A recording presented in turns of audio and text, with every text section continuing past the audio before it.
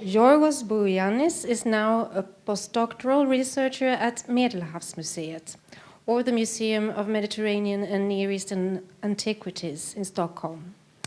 This is a position he has had for the last 3 years, but he has a wide variety of archaeological experience prior to the move to Sweden. He has excavation experience from both Greece, Italy, and Cyprus.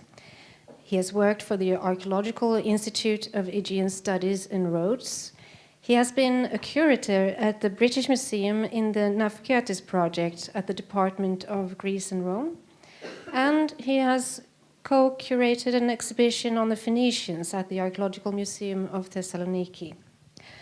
Starting his studies with archaeology and art history at the University of Athens, he continued with a Master of Science at the University of Edinburgh, before returning to Greece. The title of his PhD thesis is Cypriot and Phoenician Pottery in the Early Iron Age Aegean, Trade Networks and the Problem of Black on Red Ware. This study was carried out under the supervision of Professor Nota Kourou, and it was presented in 2008 at the University of Athens. As a specialist on Cypriot and Phoenician pottery, his research focuses on early Iron Age contacts and trade networks in the Aegean and in the Eastern Mediterranean. The published articles cover subjects like the black on red pottery found in Kos, Eastern influence on Rhodian geometric pottery, Rhodes, Kos, and the white painted ware of Cyprus, Phoenicia Gegrammata at Kos, a new case of Phoenician script from archaic Greece, a reassessment of the Phoenician presence in early Iron Age Kos and Rhodes, pondering the Cypro-Phoenician conundrum, the Aegean view of a bewildering term, the sanctuary of Ayia Irini, looking beyond the figurines. He has also written several entries in Dizionario Enciclopedico della Civiltà Fenicia and in Wiley Blackwell's Encyclopedia of Ancient History, as well as in the online research catalogue at the British Museum on the Nafkatis project, and in the catalogue of the exhibition Greeks and Phoenicians at the Mediterranean Crossroads at the Archaeological Museum of Thessaloniki. And furthermore, he has published a poetry collection named Anisi Diomi, or Unequal Roads in English. And now in Stockholm, he is working on the unpublished pottery from Ayia Irini in Cyprus, which is the subject of tonight's lecture. The Ayia Irini sanctuary in Cyprus facing the challenges of an old excavation. So without further ado, I wish Giorgos Bourogiannis warmly welcome. Thanks very much to all of you for coming here today in spite of all the difficulties. We had no idea that Mrs. Merkel would be visiting when we booked this slot, but well, here we are today. And of course, my thanks are due to the Aegeus team as well as to the Swedish Institute in Athens, Taxomiket.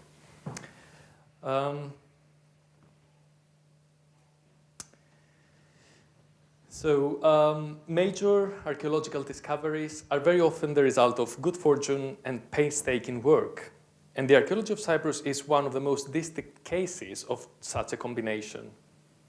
The monumental work accomplished between 1927 and 1931 by the Swedish Expedition in Cyprus was the outcome of the hard, well-orchestrated work and pure enthusiasm on behalf of 4 young Swedes. 3 of them were archaeologists: Einar Gjerstad, who you see on the far right, and he was also the director of the exhibition, Erik Högqvist and Alfred Westholm, and the 4th member of the team, John Lindros, was an architect. Settlements, tombs, sanctuaries, palaces, and theaters for some 25 sites all over the island were excavated during the Swedish expedition in Cyprus. My presentation today has 2 main goals. The first one is to offer an overview of the rather extraordinary circumstances under which Cypriot archaeology was initiated in the early 20th century. The second is to discuss some of the main achievements as well as complexities of the Swedish expedition in Cyprus. Since Ayia Irini is the focus of an ongoing research project at Medelhavsmuseet in Stockholm, Acquaintance with the site's publication is a necessary starting point to any further investigation. This is very much a work in progress, so I may not have any final results to report to you yet. Instead, I'm going to outline some of the problems and questions related to the study of Ayia Irini and to the difficulties associated with excavating old excavations, which is something many of us have faced. The roots of the systematic and scientific archaeological investigation of Cyprus, I'm going to skip Luigi Palma just Nola in this discussion, lay at the northern edge of the European continent in Sweden. It was Einar Gjerstad himself who published some of the behind-the-scenes details in his book Ages and Days in Cyprus. The book, under a Swedish title, was first published in 1933, and this English edition, translation dedicated to the memory of Loukas Pieridis, was followed much later in 1980. As is frequently the case with archaeological ventures, the initial impetus for the Swedish expedition was rather coincidental. In March 1922, on his way to Greece to conduct excavations at Assini, Axel Persson, then professor of classical archaeology at the University of Uppsala, encountered a lively middle-aged man who claimed to be, and in fact he was, the Swedish consul in Cyprus. This man was Loukas Pieridis, an eloquent speaker, archaeology enthusiast, and collector of Cypriot antiquities. In a moment of an almost embarrassing Mediterranean spontaneity, Pieridis, who had run out of cash during his long travel, asked Professor Persson to lend him £10 for a transit visa through Bulgaria. He reassured the Swedish scholar that he would receive his money back upon his arrival in Athens. After a few moments of reflection, Persson did respond positively to the awkward request, and Pieridis was proved to be honest. Just to make things more extraordinary, this incident took place on the Orient Express train in Serbia, and it was repaid by Persson's invitation to Cyprus for archaeological research, and a pricey present of Cypriot antiquities offered by him to the Swedish Crown Prince Gustav Adolf. Although Persson could not undertake the task himself, he persuaded one of his most competent students, Einar Gjerstad, who then was 25 years old, and he was excavating with him at Assini, to accept Pieridis' invitation. Unaware of the challenges and difficulties lying ahead, Gjerstad accepted the task with pure enthusiasm. He had what was needed to undertake such a demanding project: a good knowledge of the prehistoric archaeology of the Near East, a trained eye that was familiar with scientific excavation methods and stratigraphic sequences, good managing and leading skills, and a sound Nordic sense of moderation that helped him to create order out of massive and, at first glance, chaotic volumes of archaeological data. Gjerstad's first visit to Cyprus took place in 1923. During that visit, he undertook several excavations and studied in the museums of the island. The initial study season in Cyprus was enough to convince him that a Swedish expedition could make a meaningful archaeological contribution, provided that financial means could be raised. This did not seem to be an issue back then, and the 4-year expedition was indeed launched in 1927.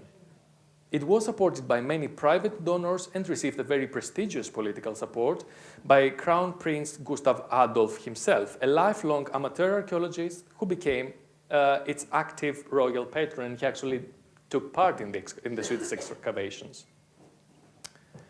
The original decision of the expedition was to undertake excavations in Cyprus with the outspoken goal to establish a chronology for Cypriot archaeology. This was the main reason why the expedition encompassed a large part of the cultural history of the island, ranging in time from the Neolithic down to the Roman era. In order to achieve this goal, the members of the expedition had to investigate various contexts in different parts of the island. Cyprus was indeed a very suitable field for archaeological action of this sort. It had not yet undergone a systematic archaeological exploration, and also because, being an island, the geographic boundaries were firmly fixed, making it possible to obtain at least a general view of its ancient remains by means of some years of systematic excavations. The Swedish expedition was proved monumental in almost every aspect, producing some 18,000 properly excavated objects. This was an unprecedented corpus of well-documented archaeological material that even today constitutes the cornerstone of archaeological research in Cyprus. Around 2/3 of this outstanding archaeological outcome were shipped to Stockholm in 1931, and here you see a photograph of the port of Famagusta, and became the basis of Medelhavsmuseet's collections founded in 1954. This just gives the idea of where all the Cypriot antiquities were stored when first shipped to Stockholm, and that's the nowadays Historiska Museet. It was the Museum of National Antiquities that first hosted the Cypriot antiquities until Medelhavsmuseet was founded. Given the amount of finds unearthed during the 4 years of the Swedish expedition, their division between Sweden and Cyprus was an intricate task. After extensive deliberations and the goodwill of both parts, the division was decided on the principle that tomb groups and find deposits should not be split up, but should remain as entire archaeological contexts, either in Cyprus or in Sweden. Furthermore, the Swedish Cyprus expedition would receive a representative series of finds from all periods and from all types of objects, although unique objects were to remain in Cyprus. In practice, however, these regulations were subjective to diverse interpretations that resulted in exceptions to the initial principles of the division. The division of the terracotta figures and figurines from Ayia Irini, for example, despite belonging to the same deposit, is one of the most evident cases of such exceptions. And here you can have an idea of the exhibition in Medelhavsmuseet in Cyprus and the one at Nicosia. I noticed that the caption on the photograph of the series mentioned that it was Cyprus. It's not Cyprus. It's actually the expedition in the showcase in Stockholm with this mirror that you may or may not see over here, which actually gives the impression of the total number of figures and figurines excavated at Ayia Irini. Half of them, almost half of them, are in Sweden. The other half are at Nicosia. Sweden acquired 2/3 of the expedition outstanding archaeological production, circa 12,000 out of the 18,000 objects, and also received all the shared material of any scientific value, a decision that it enriched its collections by 5,000 carton boxes containing a few hundred thousands of mostly diagnostic pottery fragments. These finds from the excavations conducted by the Swedish expedition constitute the bulk of the Cypriot collection of Medelhavsmuseet in Stockholm, though minor quantities are to be found in other parts of the country. Now, although the palace at Vouni was the most imposing building complex excavated by the Swedish Cyprus expedition, it is at the northwestern tip of Cyprus that the most extraordinary discovery is found, and that's the sanctuary of Ayia Irini. The site is located on the rock plateau which extends between the plain of Morphou and Kerinia range projected into Cape Kormakitis. This area appears as a more or less neutral zone between different city kingdoms, which is why Ayia Irini was related to both the territory of Lapithos as well as with that of Soli to the south.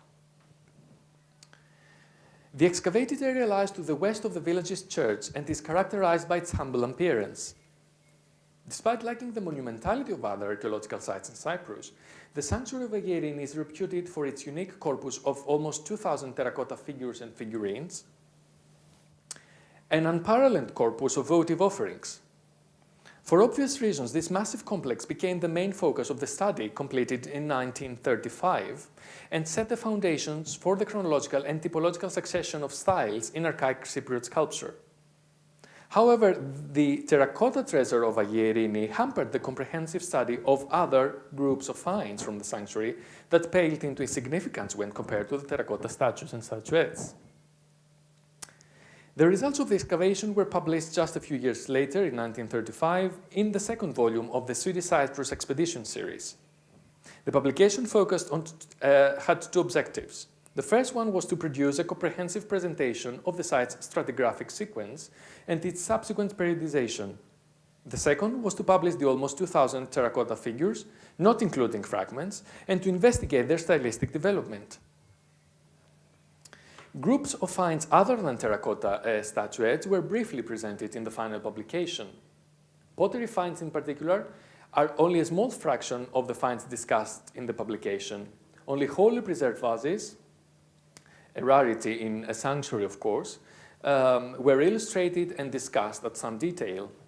This selective approach to the archaeological material became evident also by the condition in which the pottery sherds were preserved. Most of them were not washed and they suffered from thick layers of lime encrustation. So this ceramic material was not dealt at all.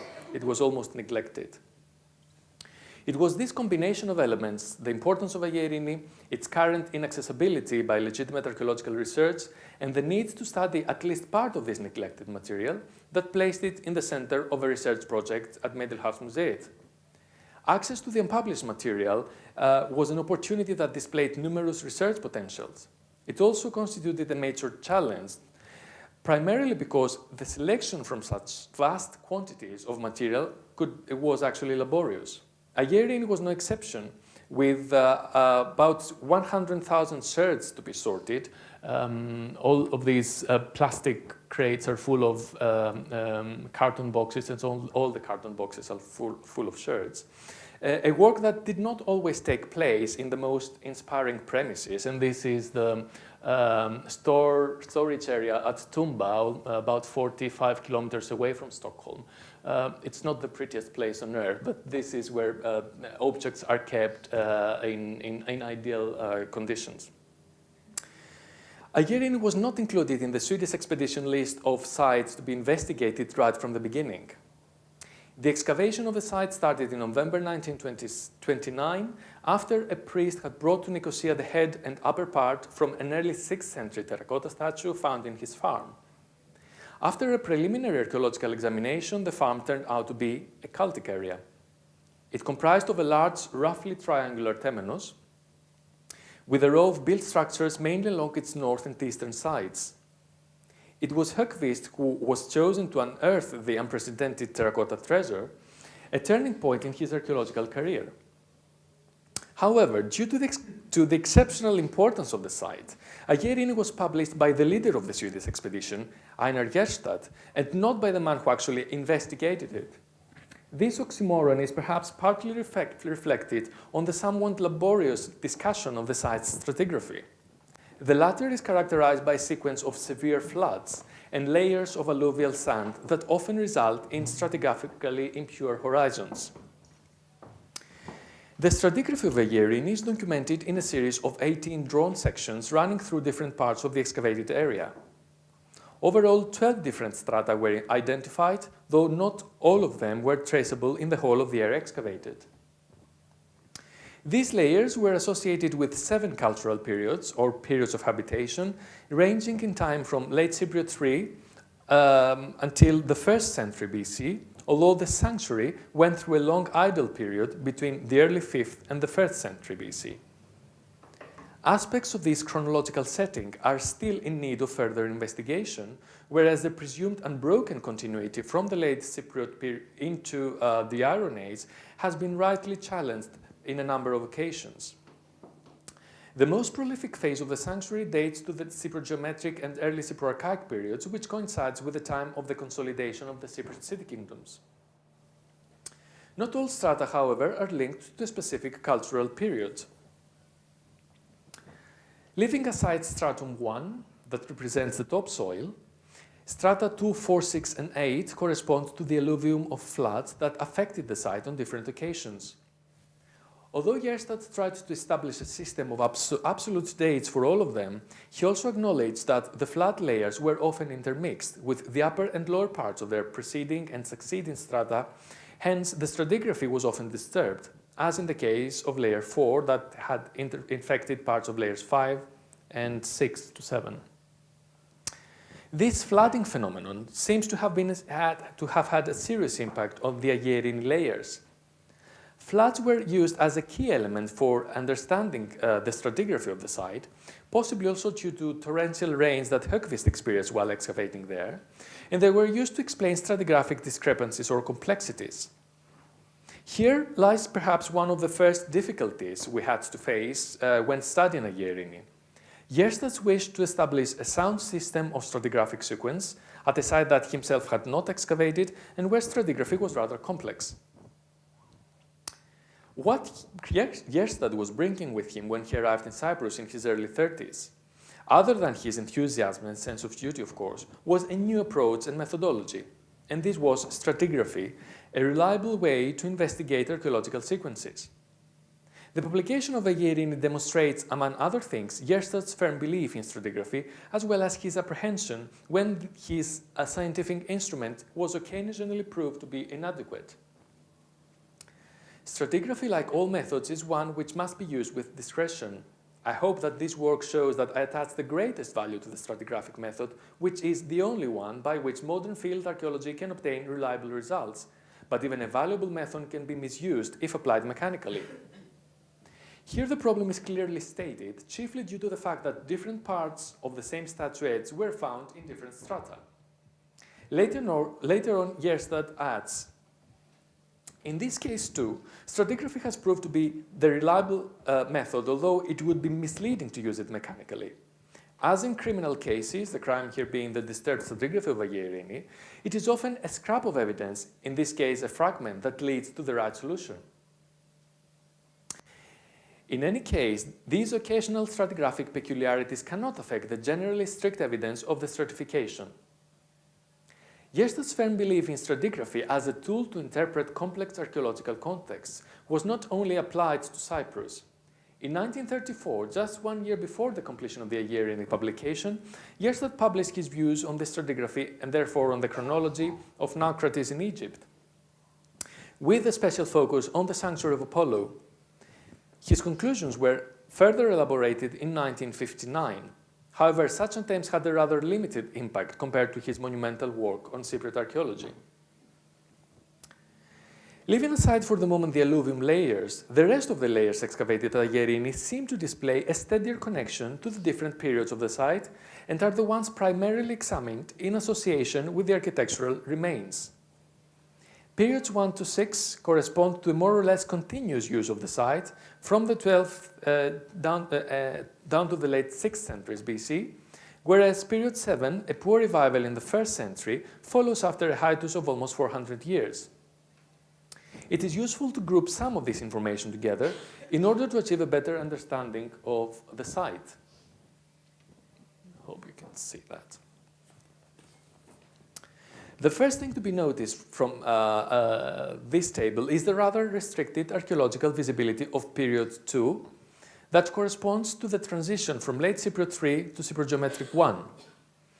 This is indeed a very thin cultural layer represented by a roughly built temenos wall,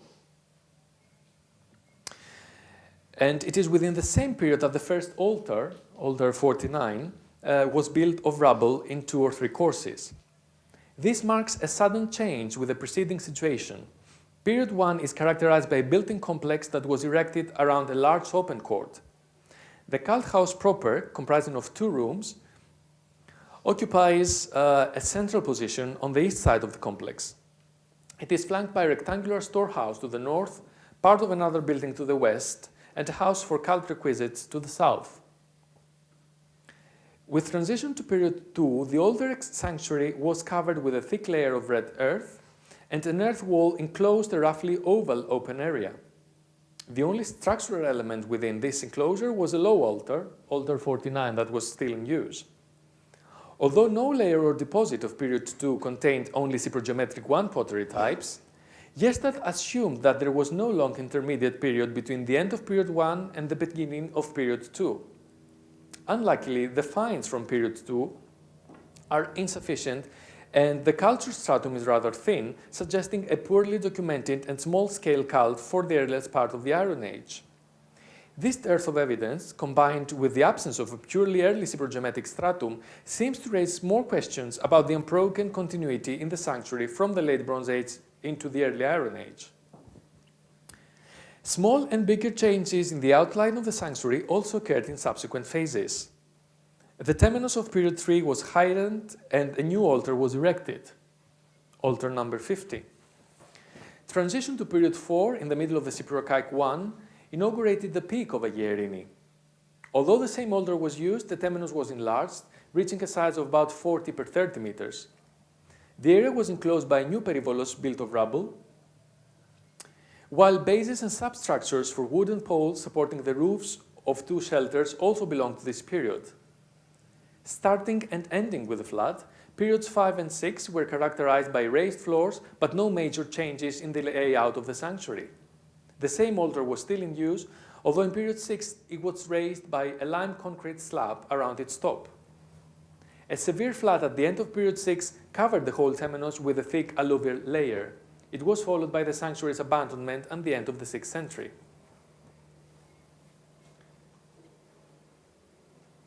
When looking at Gjerstad's periods of Ayia Irini again, the second thing to note is the impurity of period 3 and the floods occurring between periods 4 and 6. In his extensive discussion of the conditions of finds, Gjerstad often mentions figure fragments found intrusively in fine spots of different strata and of layers that were disturbed and mixed up. When it comes to non-sculptural objects of the same periods that were not the center of his study, their exact position and stratigraphic attribution are vaguely stated. The non-sculptural objects of periods 4 to 6 were found in small groups here and there within the temenos. Leaving aside these non-securely identified groups of votive material that were buried in both roi or removed into waste heaps and foundation pits, the majority of the terracottas were found arranged in concentric semicircles around the altar that was erected in period 3. Smaller statuettes were placed nearest the altar. However, some figurine fragments, a fraction of the whole corpus unearthed at Ayia Irini, were moved from their original position. Gjerstad suggested that the position of the statuettes had been affected by the action of the water streams flooding the temenos. Their close grouping would form a barrier that reduced the effect of the floods. Moreover, he supported that since successive alluvial layers of periods 5 to 6 were not removed, the sculptures of these periods were placed on the successively raised levels, gradually creating an almost ideal stratigraphy. This interpretation outlines an awkward picture according to which the smallest of the figurines that stood on the floor of the Cypro-Archaic I temenos were entirely covered by the alluvium, whereas the large sculptures were covered almost entirely or up to the chest, depending on their height. This image of half-buried terracotta figures projecting out from the ground at Ayia Irini is not very convincing, I think. As is normally the case, pottery constituted the greatest part of these finds from Ayia Irini. However, it only played a minor role in the publication of the sanctuary. Very few images were published, the ones we already saw, most of which relate to periods 4 and 5. Although potsherds were briefly discussed, subsequent work with the ceramic material at Stockholm showed that just a small fraction of the total amount was actually considered, mostly for reasons of chronological clarifications. Gjerstad's conclusion on pottery from Ayia Irini can be summarized in the following tables. Bronze Age wares mainly occurred in the cult house. Base ring and plain white are the chief classes represented, and all this is just information based on Gjerstad's publication. Period 2 is only represented by black slip 3 jug, although the potsherds, mostly cyprogeometric 1 and 2 types, also included products of the white painted ware. Period 2 yielded considerable amounts of type 3, cyprogeometric 3 shirts, with white painted, red slip, black on red, and bichrome wares all being represented. Period 3 is mostly characterized by shirts of cyprogeometric 3 and Cypro-Archaic 1 types. Periods 4 and 5 are characterized by Cypro-Archaic 1 and 2 types. White painted, bichrome, black on red, bichrome red, red slip are all represented. Type 5 pottery also predominates in period 6.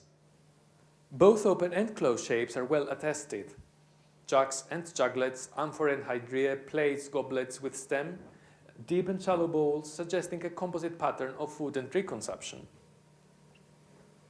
Now, our study of pottery research from Ayia Irini tends to confirm or to amend some of Gjerstad's conclusions. Information accompanying the fragmentary material was unfortunately not always complete. Although the grid square was normally documented, other context details such as depth or the precise find spot were not fully recorded.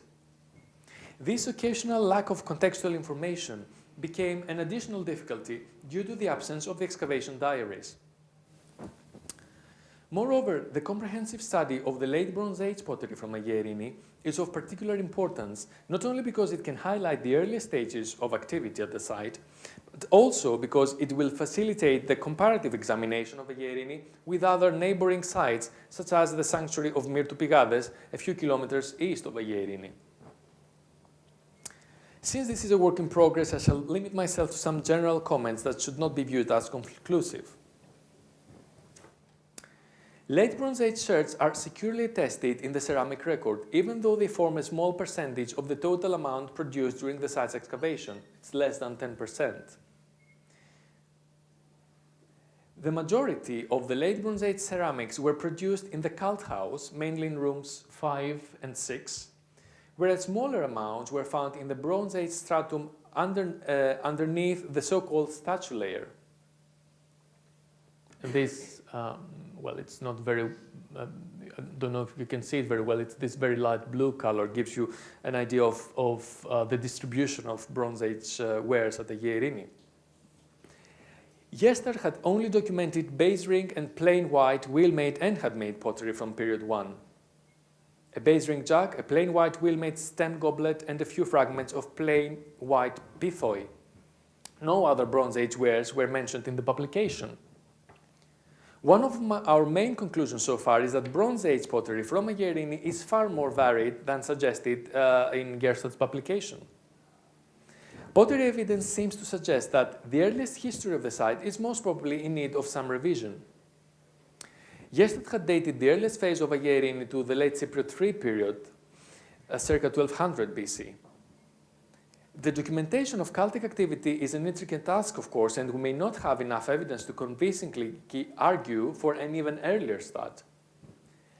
However, pottery seems to imply that there was at least some occasional activity at Ayia Irini in preceding periods too. Our earliest finds so far are two rim fragments of a red and black bowl dating to the end of the Middle Cypriot III period, so we're about 1600 BC.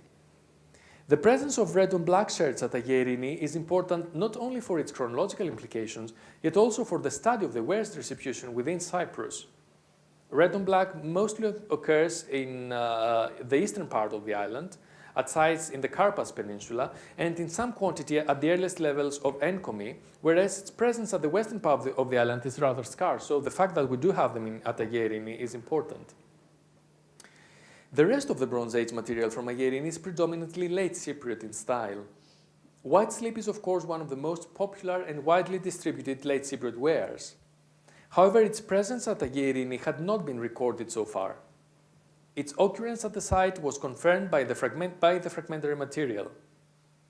The best preserved example is a white slip 2 bowl from room 5 of the cult house, dating to late Cypriot II period.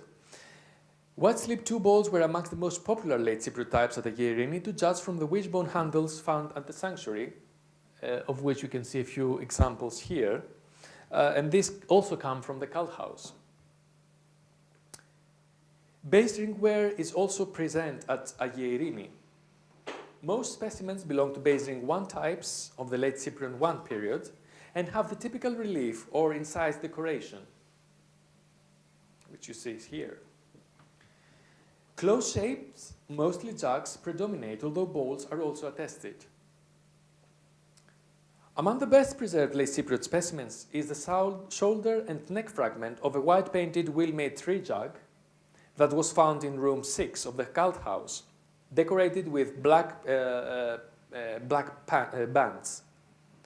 Other late Cypriot types attested in the fragmentary material include plain white bowls made on a slow wheel with a thin white slip or wash, late Cypriot I monochrome bowls, bichrome wheel-made jars like the one you see here, Bronze-aged red slip bowls with inverted rim, and of course rather coarse handmade fabrics like this one here that are more difficult to assess.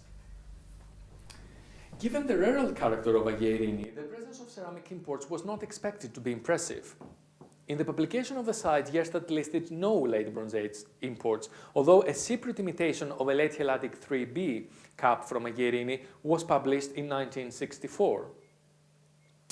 To this locally produced imitation, we can now add some real imports, mostly three-handled jar fragments,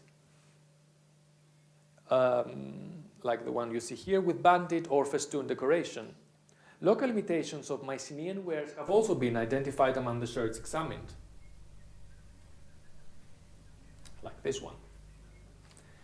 Pottery evidence, therefore, seems to suggest some sort of activity at Ayia Irini that preceded 1200 BC, the limit that was set by Yerstadt in the publication of the site. Although no cultic activity before the late Cypriot III can be safely identified on the basis of our evidence, the site must have been visited at least occasionally from the end of Middle Cypriot III onwards. Furthermore, the occurrence of late Cypriot I to III pottery makes a case for the investigation of the late Bronze Age history of the sanctuary and allows comparisons with other Bronze Age sites in the same area. The neighboring tombs of Ayia Irini Paleokastro, for example, form an important source of information and yield parallels for the ceramic types attested at Ayia Irini sanctuary. The burials have produced a much broader spectrum of late Cypriot wares that include white-painted 5 and 6 and proto-base ring, which we do not have at Ayia Irini, at the sanctuary of Ayia Irini. However, white slip and base ring are still the predominant types, as we can see here in larger quantities. The beginning of the Ayia Irini necropolis is set at the outset of late Cypriot 1A1, whereas certain pottery finds, like white-painted 5 bowls, a bronze pin, may also suggest a date between Middle Cypriot III and late Cypriot 1A. This dating is in perfect agreement with the earliest material that has now been identified among the pottery fragments from the sanctuary. Comparisons are also possible with Tumba Toskourou, just a few kilometers to the south. It was founded at the transition between Middle Cypriot III and late Cypriot 1A, although its most prolific period dates to the later 13th century.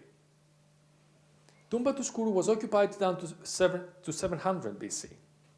Next to the indigenous wares like black slip and proto-black, black on red, white painted, and so on and so forth. The site also produced Aegean imports, mostly late Minoan 1A to 3B sherds and late Helladic 3A imports as well, that match the equivalent imports from Ayia Irini. The sanctuary at Myrtou Pygades, east of Ayia Irini, offers one of the most suitable sites for comparisons in terms of both chronological setting and architecture.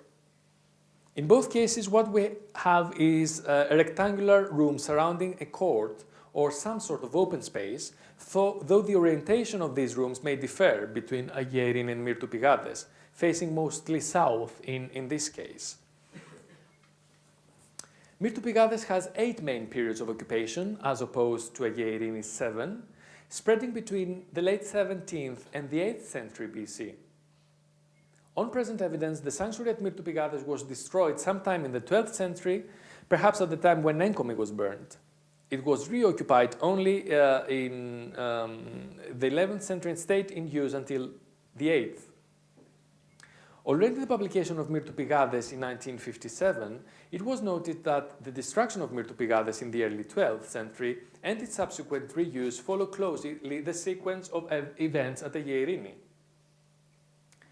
Although Yerstadt applied an unbroken sequence of occupation for his site, transition from period 1 to 2 and the very restricted archaeological visibility of period 2 that coincides with the beginning of the Iron Age suggest a different picture. Pottery evidence from Ayia Irini is still too inconsistent to confirm such a continuation. A few early cyprogeometric objects can only partly and imperfectly bridge the gap between the late Bronze Age and the early Iron Age occupation. The material of these periods is too little to give a sound basis for an unbroken sequence. Whatever the cause of the destruction in late Cypriot III, both sanctuaries were revived in a modified form in the Iron Age period. Moreover, it is probable that the deposit at Myrtou Pygades, where the Iron Age material was found, was closed no later than the end of the 8th century, at the end of Cyprogeometric III period. This is again consistent with Ayia Irini, for at this point, period 4, sanctuary was built in an entirely new form. Where there is some difference between the two sites is perhaps in the typology of the Iron Age material. Most of the Iron Age pottery from Myrtopygades belongs to Cyprogeometric 2 types, almost 47%. And this is a big difference from Ayia Irini, where most material seems to belong to Cyproarchaic 1 types.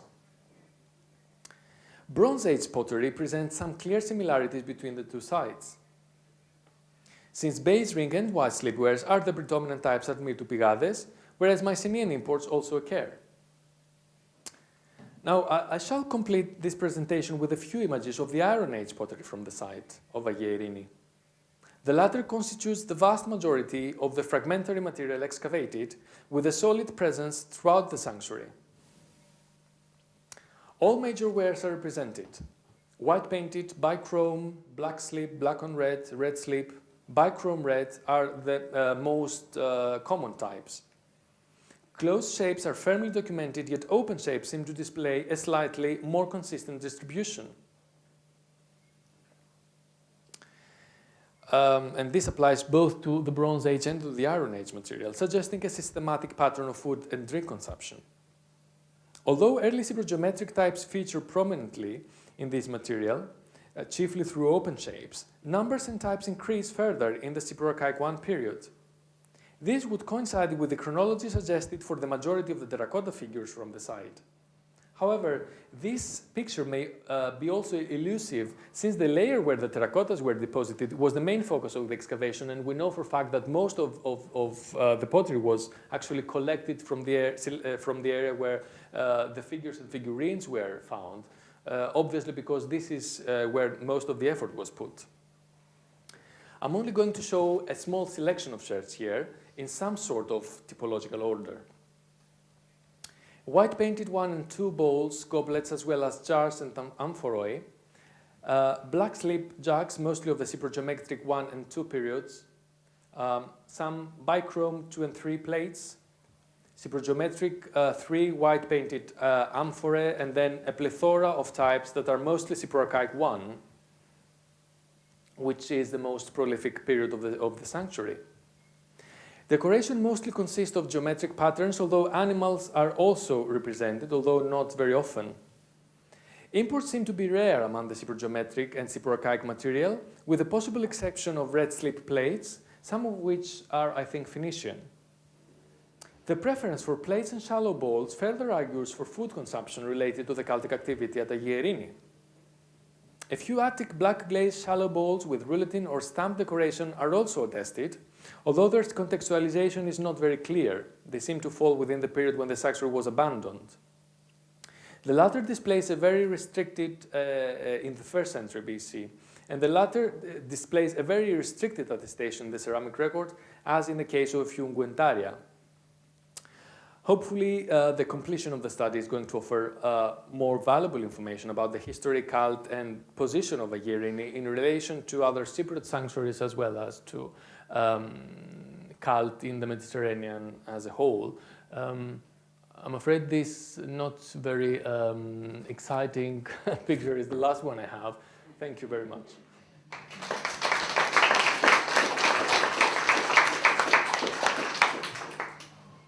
Thank you.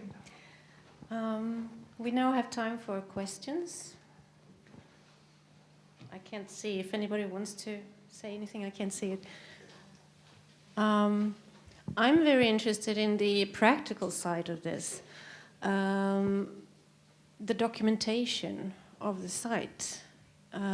Was it very detailed? I mean, could you today reconstruct the position of the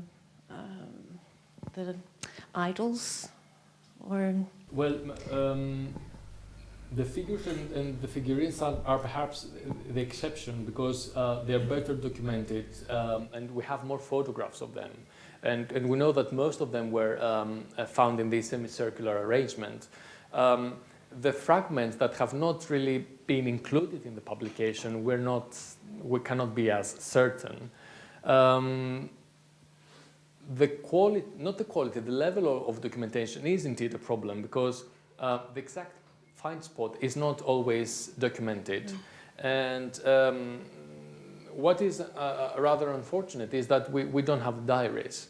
That's also what I was going to ask. Yeah, nobody knows where they ended up.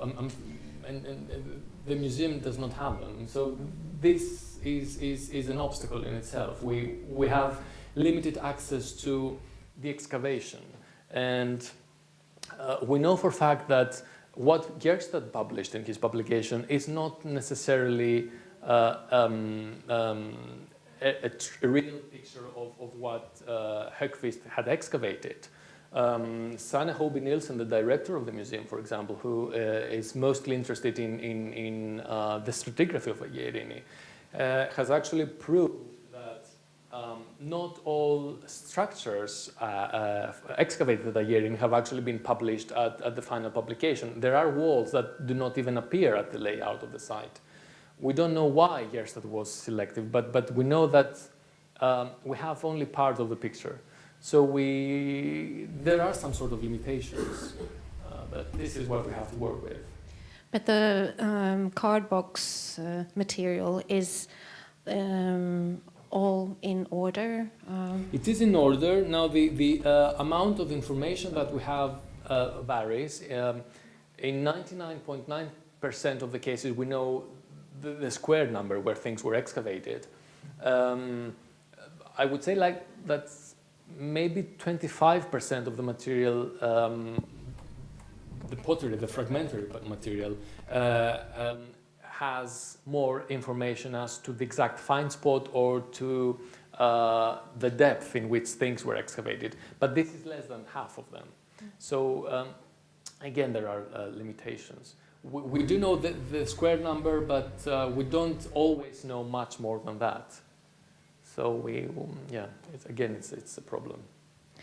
I saw a student, Alexia.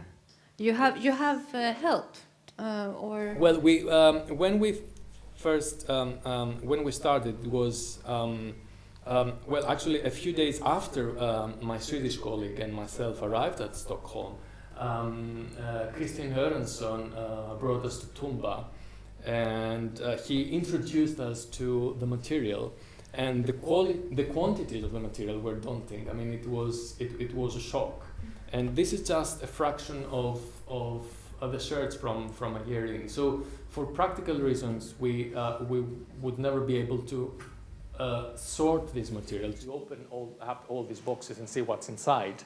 And we were lucky enough to have a small group of students. Some of them, like Alexia, really enjoyed it, others less so. But yes, they are the ones who actually helped us to finish it. Otherwise, we would still be there, opening up boxes, I'm afraid. Yeah. Yes, just the microphone first. Hi, I actually have two different questions. The first one, I'm interested in what you've been able to show with the Bronze Age pottery and the earliest phase of the sanctuary. Do you think, and I know you said that there's some of the earlier material and the Mycenaean imports and the imitation of that before the 13th century. Is there any real evidence that we can actually call this a sanctuary at that time? Or what was the argument that in late Cypriot Thrace, in the III period in the 12th century, that it actually was a sanctuary, besides just the pottery? Was there any evidence of copper slag or any architectural associations with that pottery? So that's the first question. And then the second question is more generally about the sanctuary in the Archaic period. I've worked at a rural sanctuary in Aegean, Cyprus, and there's a lot of terracotta dedications, but there's a lot of limestone sculpture as well. And I'm curious, I've always been curious why there's no sculpture, limestone sculpture at the sanctuary. So if you just would like to comment on that. I'll start with your first question. I suppose it's partly because of the kind of arrangement that those 2 or 3 particular rooms have at the south part of the sanctuary that are usually identified as a late Bronze Age arrangement. And it's actually the area where most of the late Bronze Age material was excavated. Now, the details of the cult that was going on are open to discussion, I think. And in fact, we know less about the actual cult at Ayia Irini than we do about the typology of the figures and the figurines. That's also one of the things we're trying to investigate, and it's part of my colleagues' research rather than mine. It is true that although we do have evidence that can date before 1200 BC, we have no proof of cult. So it is a bit of a problem. So, I mean, what I try to say is that we have things that are dated before what Gjerstad thought was the beginning of Ayia Irini. We have things that are older, earlier. What's the nature of the site before 1200 is not that clear yet. And I'm not even sure whether we will be able to tell based on 20, 30 or 50 or 100 late Bronze Age fragments. So there is indeed a question mark there. We don't even know what, I'm not even sure we are fully aware of the nature of the site even in subsequent periods, to what extent it was, yes, it's a rural sanctuary, but what kind of activity did we have? And again, this brings me back to your comment. Going through the archives and going through the material that is preserved in terms of drawings, for example, we know that we don't. The published picture is not entirely true. For example, the altar is a very typical example of that, because the outline of the altar is actually very close to Levantine altars or Phoenician or whatever you may call them, which is not clear from the publication. So we're not sure, we don't know, we can't tell, at least yet. Now, coming to your second question, why we don't have limestone statuettes, I have no idea, but we don't have them. We've been through all of these boxes. Most of them had never been opened since they were brought back to Stockholm. They did not contain anything made of limestone. They had bones that were just left there. They had figure and figurine fragments that were not considered. They had, of course, pottery, but nothing made of limestone as far as I can remember. Why is that? I have no idea. But again, and this is my impression rather than, is that when they excavated the site, once they came across this cluster of figures and figurines, most of their efforts was dedicated to that area. I'm not sure to what extent the rest of the temenos was given equal attention. That's my impression. I cannot say if it's entirely true or not. So yes, It may just be a matter of sources. I think that the Mesoauria has a lot of limestone quarries. So yes, that's true, of course. Maloretta, Dalion, they're major, major dedications that appear in limestone as opposed to in the northwest and Aegean or at Polis. There's a lot of terracotta. Yeah, of course, yes. Later on, so it just may be a regional thing. Yeah. But I wasn't sure if there were any even fragments of limestone. Yeah, I suppose that would be another interesting thing to do, to try and investigate regional patterns that may or may not exist, and that's something we would hopefully do by the end of the project.